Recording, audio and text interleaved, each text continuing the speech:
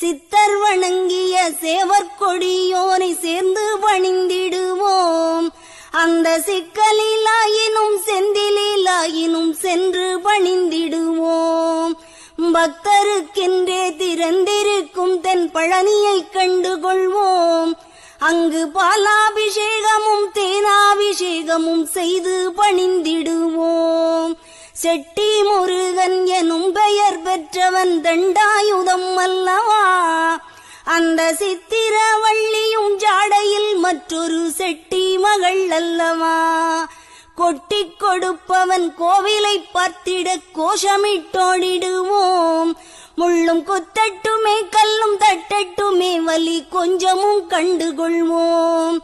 6 ஆன 20 ஆணி நடந்து செல்வோம்.